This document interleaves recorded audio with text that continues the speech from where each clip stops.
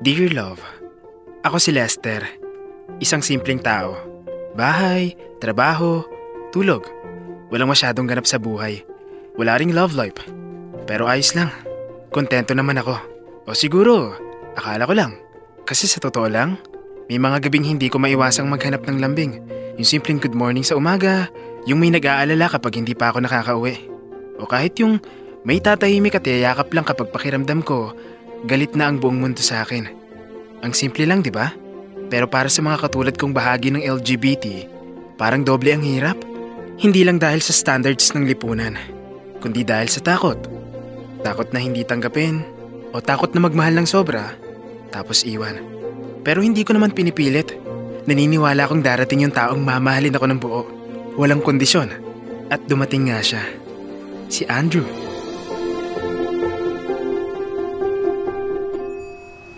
Bakit parang tahimik ka, Andrew?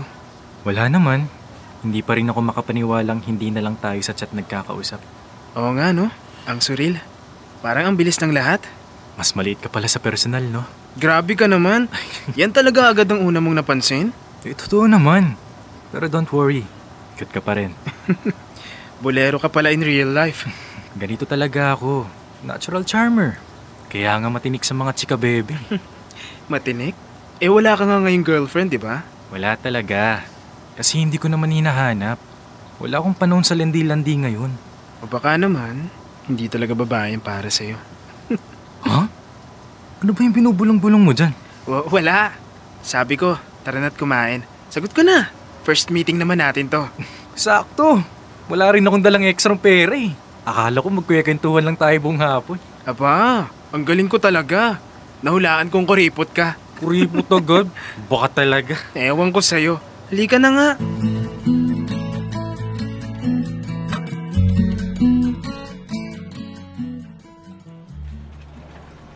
Hoy, girl! Kanina ka pa hawak ng phone dyan? Ang dami ng inutos ni boss, oh. Hindi naman ako makakakuha ng lambing sa mga utos ni boss. Priorities, te. Sino ba yung kausap mo? Halos mapunit na yung labi mo sa kakangiti. Ay, alam mo, feeling ko, hindi lang labi ang mapupunit kung magkataon. Halika rito. May nakachat kasi ako lately. Patingin nga! Jowa mo na ba yan? Hindi pa. Ano kayo? Friends with benefits? Friends pa lang, ano ka ba? Benefits to follow, kung papala rin. Saan mo na naman nakilala yan? Ito na nga, sa TikTok. Nagkataon na pareho kaming mahilig sa kakornihan. Tuwang-tuwa ako sa videos niya. Kaya nagpa-message ako. Tapos nalaman ko. Natatawa rin siya sa mga post ko. So ayun, it's a match! So, ikaw ang unang nag-message? Oo naman. Bakit? Masama bang mauna sa pakikipagkaibigan? Hindi naman. Pero masama ata yung kiligin kung one-sided lang. At saka sure ka ba na friendship lang ang habol niya? Baka naman scammer yan. Gusto ko lang hut-hutan. Ay, grabe ka naman, Laika. Ang hilig mo manghimasok. Maging masaya ka na lang para sa akin. Kasi naman, no, yung kuweba mo, may sapot na ng gagamba. Huwag mo ko idamay. Ako? May chance pa. Makukuha ko to si Andrew. Watch me. Good luck, te. Pero bago yan, unahin mo muna yung trabaho mo. Puro kalandir yan. Punong-puno na yung listahan mo ng deliverables. Che! Pakialamera.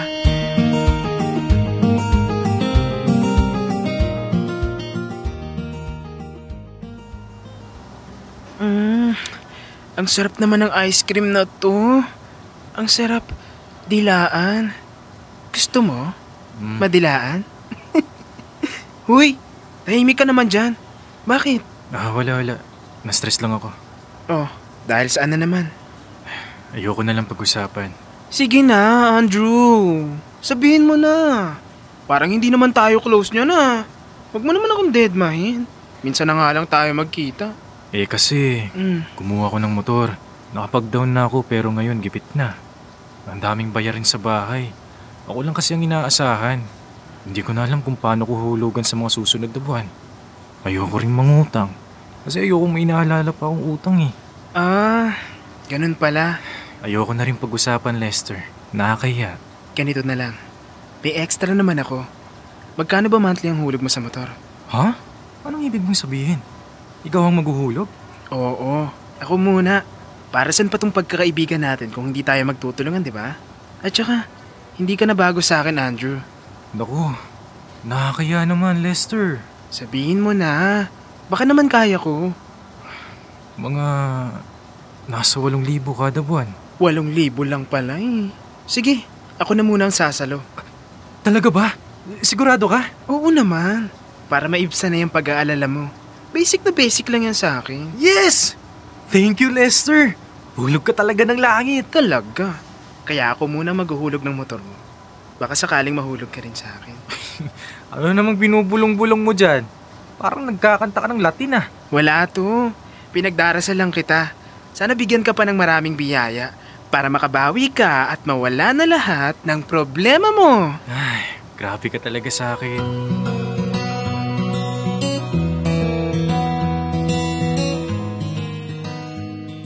Habang tumatagal, lalong lumalalim ang samahan namin ni Andrew. At habang dumadaan ang bawat araw, mas lalo rin akong nahuhulog nang hindi niya nalalaman. Ayokong umamin. Natatakot akong baka masira kung ano man ang meron kami ngayon. Tahimik na lang ako. Kasi alam kong wala namang sinasabi si Andrew. Hindi ko rin iniisip na gusto niya ako. Ang pinangahawakan ko lang ay yung maliliit naming sandali. Yung araw-araw naming usapan. Yung pagsama niya sa akin sa kung saan-saan. At yung pagiging bukas niya sa mga nangyayari sa buhay niya. Wala kaming malinaw na kasunduan. Pero umaasa ako. Baka sakaling isang araw, pareho na kami ng nararamdaman. Kaya habang hindi pa dumarating ang araw na yon, ginagawa ko ang lahat para iparamdam kay Andrew kung anong klaseng pagmamahal ang kaya kong ibigay. Hindi lang bilang kaibigan, kundi bilang posibleng katuwang sa buhay. Madalas akong sumasalo sa mga problema niya. Lalo na pagdating sa pera, hindi ako naghahanap ng kapalit. Hindi ako nanunumpat. Basta makita ko lang siyang gumaan ang loob niya, sapat na yun sa akin. Pero dumating ang mga buwan at unti-unti kong nararamdaman, parang nababawasan ang atensyon ni Andrew. Parang hindi na ko yung dati niyang hinahanap o kinakausap ng buong araw.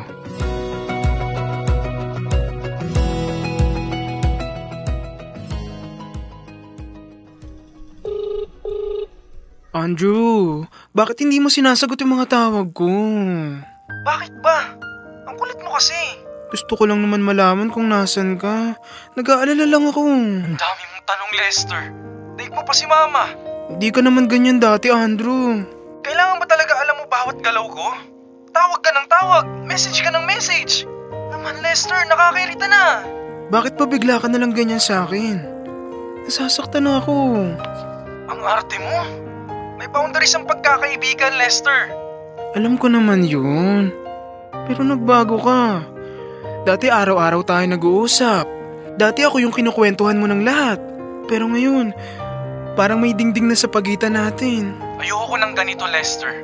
Hindi ako makinga sa ginagawa mo. Nasaan ka ba ngayon? Gusto kong malaman kung ayos ka. Ang kulit mo. Bahala ka nga dyan.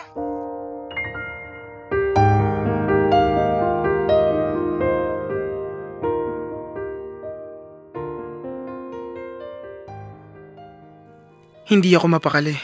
Paulit-ulit kong chinecheck ang phone ko. Umaasang magparamdam si Andrew. Pero wala. Kaya nagpa siya akong kumilos. Nag-imbestiga ako.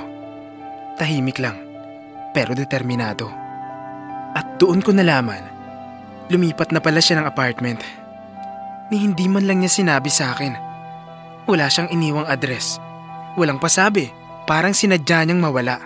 Pero hindi ko mapigilang mag-alala. Kaya nung nakuha ko ang bagong address niya, agad ko siyang pinuntahan. Hindi ko na inisip kung tama o mali. Ang mahalaga sa akin, malaman kung ayos ba siya. Dahil ako lang ang nakakaalam ng bigat ng dinadala niya. Ako lang ang may alam ng bawat problema niya. Lalo na ang tungkol sa motor, sa pamilya, sa kakulangan niya. Pero imbis na matuwa siya sa pagpunta ko, mas lalo siyang napikon. Para bang mali na nag-alala ko. Para bang wala akong karapatang magpakita. Pero kahit na ganun, wala akong pakialam. Dahil ang tunay na nagmamahal, hindi natatakot masaktan. Basta malaman lang kung ayos ang taong mahal niya.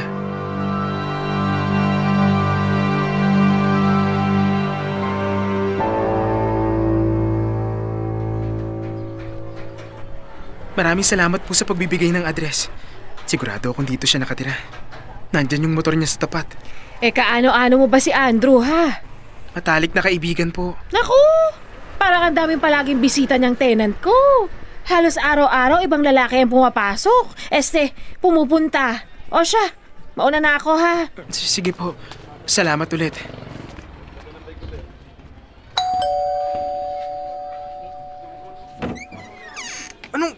Lester! Anong ginagawa mo rito? Andrew! Buti naman at ayos ka. Nag-alala ako. Teka! Paano mo nalaman tong address ko? Nagtanong-tanong ako. Naalala ko kasi yung motor mo. Hindi mo na ako kinakausap. Natakot akong may nangyari sa'yo. Ay, ang kulit mo talaga. Halika na nga. Pumasok ka pa bago ka makita ng ibang tao. Andrew, bakit ba bigla ka nalang lumayo? Hindi mo na ako kinakausap. Yan ang problema sa'yo, Lester. Sobrang mapanghimasok. Parang wala na akong sariling buhay. Hindi ako nanghihimasok. Nag-aalala lang ako. Pero, ramdam ko na iba na yung trato mo sa akin.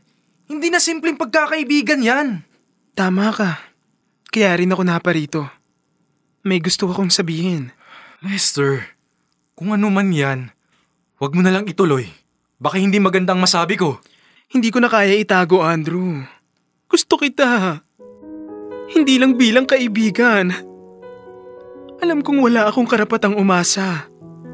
Pero sana, huwag ka naman tuluyang mawala sa buhay ko. Kahit kaibigan lang. So lahat ng tulong mo? Andrew! Ay, bitawan mo ako! Lahat ng binigay mo, ginawa mo lang dahil may gusto ka sa akin? Hindi! Ginawa ko yun dahil gusto ko. Dahil kailangan mo. Wala akong hinihinging kapalit. Pero totoo yung nararamdaman ko. Lester, hindi ako pumapatol sa bakla. Straight ako. Alam ko naman. Pero sa araw-araw nating usap, sa bawat moment natin, nahulog na lang ako. Hindi ko sinasadya. Pero hindi ko rin kayang itapon lahat na lang ng yun. Itigil mo na yan, Lester. Hindi mangyayari ang iniisip mo. At kung pwede ba, huwag mo na akong kausapin. Kailangan ko ng space. Ganito na lang ba? Dahil ba bakla ako? Hindi dahil bakla ka. Pero kung yan ang gusto mong isipin, bahala ka. Basta ayoko nang palalimin pa ang relasyon na binubuo mo sa isipan mo. Andrew, please. Sige na, umalis ka na. Hindi mo sa akin makukuha ang hinahanap mong pagmamahal.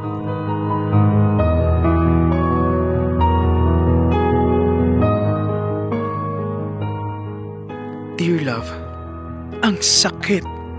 Ginawa ko ang lahat. Hindi para suklian, kundi dahil gusto ko. Dahil mahal ko. Pero sa huli, nawalan pa rin ako. Hindi lang si Andrew. Pati yung pagkakaibigang binuo namin, tuluyan na rin naglaho. Minsan naiisip ko, dapat ba hindi ko na lang siya kinulit? Baka kung hinayaan ko siyang mag-lead sa relasyon naming magkaibigan, hindi sana siya lumayo. Pero paano mo pipigilin ang sarili mo kung araw-araw mong nararamdaman na siya lang ang nagpapagaan sa bigat ng mundo mo? Hindi ko rin inakalang mahuhulog ako kay Andrew. Hindi lang basta hulog. Hulog na hulog. Dumating ang mga araw na hindi ko na siya nakausap muli.